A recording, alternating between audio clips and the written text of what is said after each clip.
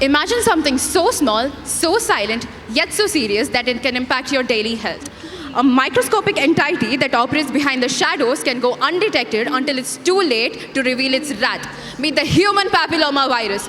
HPV is estimated to cause over 6 lakh cases and over 3 lakh deaths every year.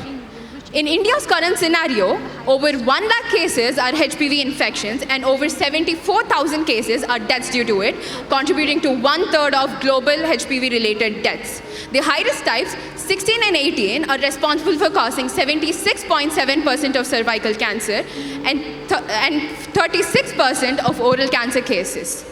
Unlike many other viruses, HPV remains dormant, creating silent wrath and havoc without causing any symptoms, like the calm before the storm. It spreads through direct skin contact and often during sexual activity. HPV has a complex virology. It infects the epithelial cells where they replicate and they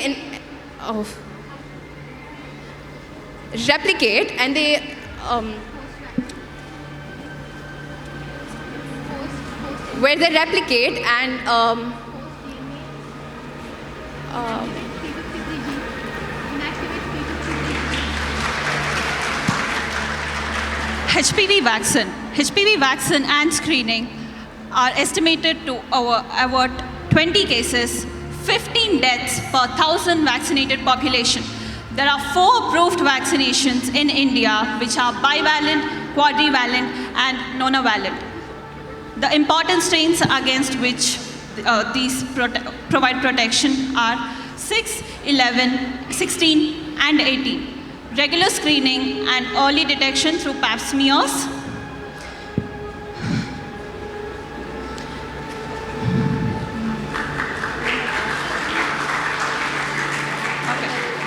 Now, who needs vaccination?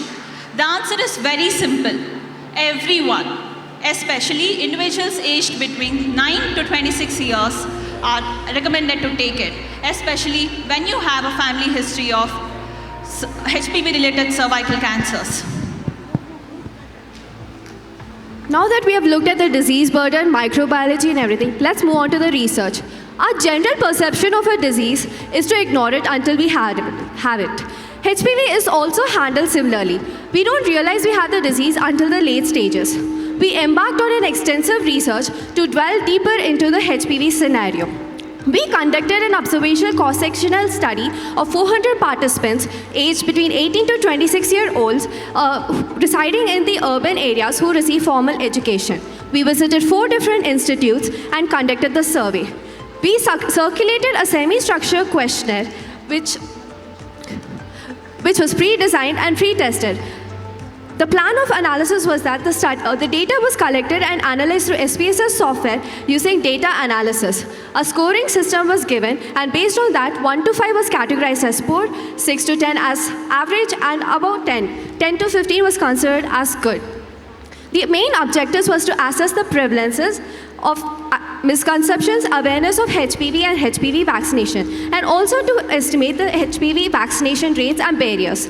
Among the male to female ratio, there was 7 to 9, which was a well-balanced ratio. The data collected among the medical and non-medical participants was that male to female ratio was 32 to 68 in medical, and non-medical was 48 to 52. When we asked about the awareness regarding oral and cervical cancers, 50.25 did not even know what it was, and among them, 66 consisted of the people who were non-medical background.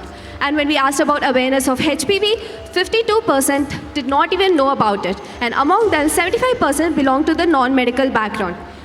When we asked about the modes of transmission, 31% replied it was through sexual transmission, 12.25 said it was through mother to child, and the others did not know, and 14% replied it was through skin-to-skin contact. When we asked whether you knew how HPV was prevented, 60.25 said it was prevented, and they replied various modes of transmission.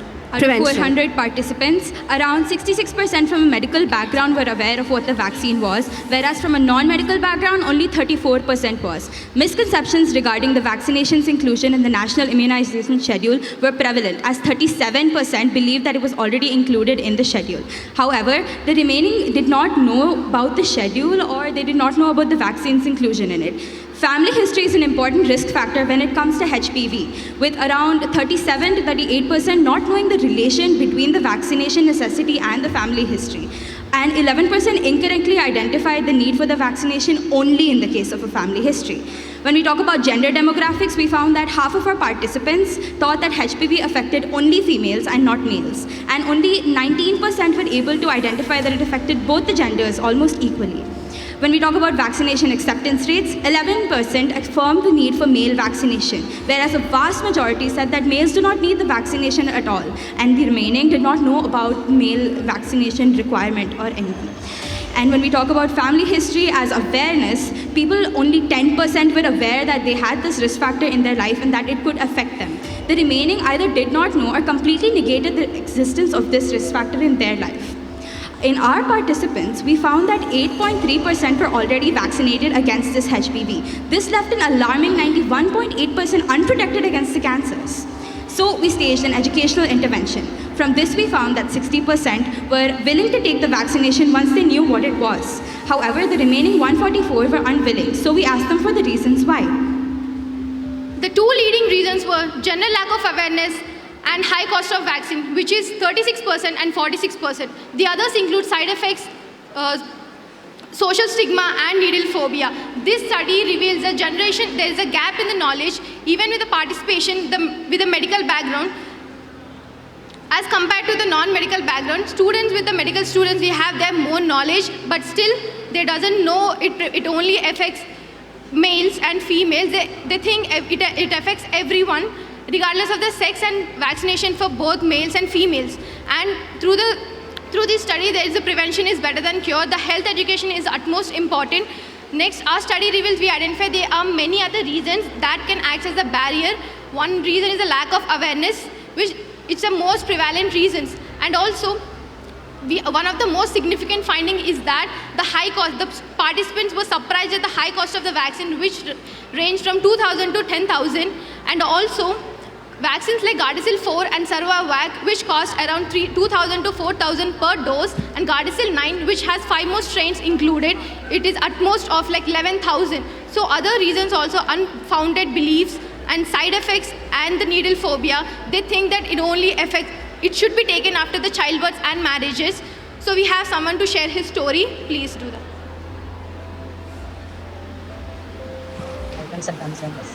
నాకు genetic parts అనేది వచ్చింది. నేను దాన్ని cure చేసుకోవడానికి చాలా 8 months వరకు నేను try చేస్తున్నాను, కానీ అది అడగలేదు.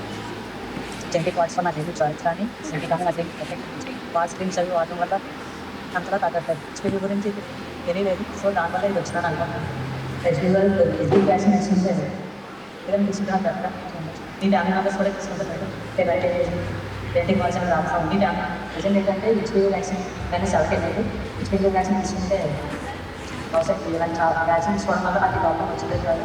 సో అందరూ అంటే మీకు ఎక్స్టెంట్ చెప్పండి హెచ్పీవీ వ్యాక్సిన్ గురించి. As we have seen in this example, that the implementation of preventive and effective prevention strategies is of utmost importance. Through our study, we aim to spread awareness about HPV and to increase the acceptance rate of the vaccine. We also hope that the government is going to roll out initiatives to increase the vaccine accessibility. Each session of chemo costs up to rupees 1 lakh, while a single dose of vaccine costs only around rupees 4,000 rupees. Therefore, vaccine is the best prophylaxis because prevention is better than cure. Get vaccinated.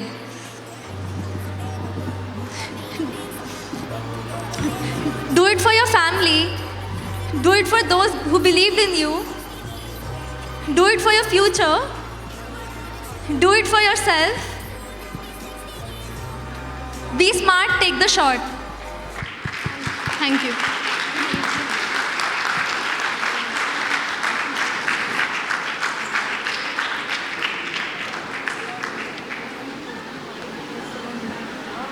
Nice to see an all-girl team. And as you rightly showed in the personal video there, it causes anogenital warts. So This is the only vaccine which can actually prevent 6 cancers and anogenital warts. There is nothing else in the world which prevents 6 different diseases altogether. Absolutely nothing.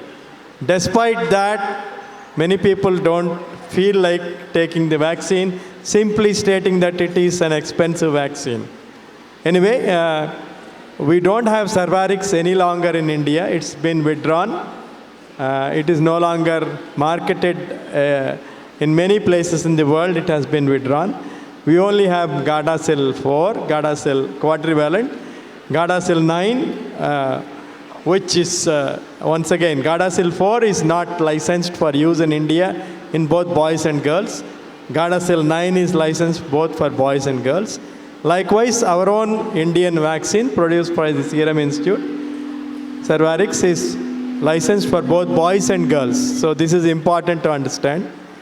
So let me ask this audience, how many of you have taken a HPV vaccine? That will be a little less than 1%. It's not too late to take a HPV vaccine, since, as they rightly said, it is acceptable up to 26 years. What makes you think that if it is given free, everybody will take it? If it is given free, everybody will take it. What makes you think that will they come forward to take it if it is given free of cost?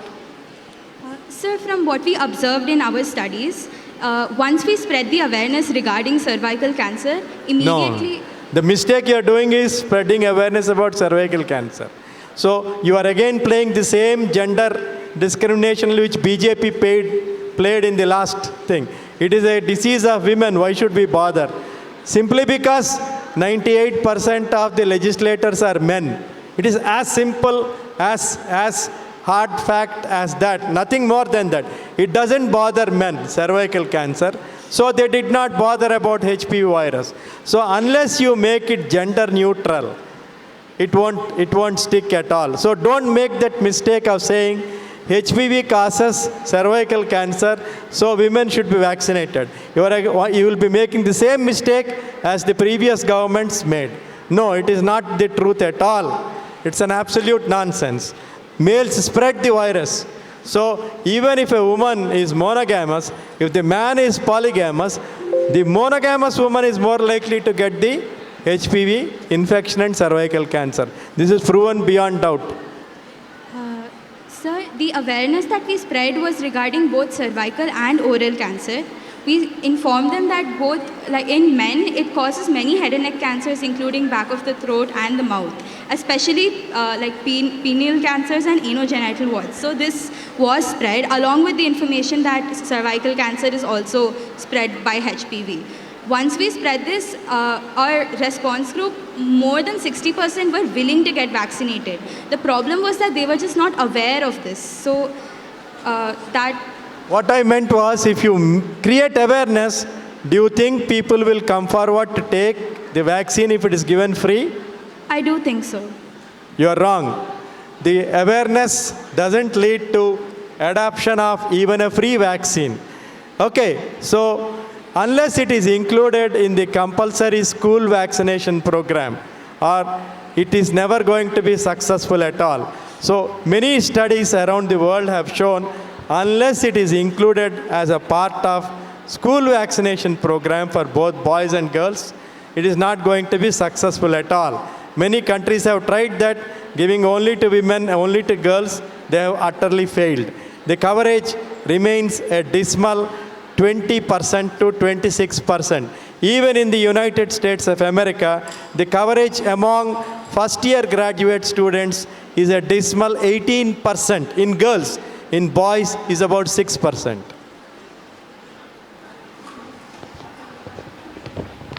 So thank you. Thank you, sir.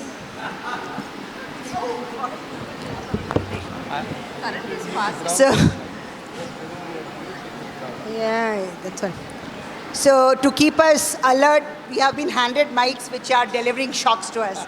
So no problem. So nice presentation. I just wanted to know, you should have done a similar survey among your college mates. I mean, you have seen the hand raising, how many of them are vaccinated. So you have looked at other educated people, but you should, I think, do a survey among them. I mean, that would be the next, I think, presentation from your side. And now, after understanding this, what is your suggestion to make things better? What do you think would be the most effective strategy to promote this universal vaccination? Because as nephrologists, our wards are full of patients, young females, old females with cervical cancer, with obstructive uropathy, with renal failure, and men with oral cancer, again in nephro ward because of nephrotoxicity of many of these agents. So what do you think would come out from this study? In other words, what concrete suggestions do you have of increasing not just the awareness of the uptake of the vaccine? So majorly the cost should be reduced because of the cost, many of them are not willing to take it also, sir. Let us say the cost were 10 rupees. You think they will take it? I mean, this is what we had explored. I'm telling you the truth. As long as it is voluntary vaccination, it will never touch the limits of herd population. We know it for a fact. If you want a herd immunity of 60% to cut off the virus, any virus, if you need at least 60% of herd immunity. For you to reach that 60% vaccination dose, it needs to be compulsory. It needs to be included in the universal vaccination program. Yes. Who bears the cost is somebody else's problem, may not be. But voluntarily, people coming forward to take it is never going to happen. Sir, even if it is given free. Let us say you go to this movie, I'll give the vaccine free. Half of them will go to a movie hall where there is no vaccine. So one question from my side. In your study, you said 8% of them have been vaccinated. It's a good thing. So how did you strengthen their knowledge to prevent this cancer?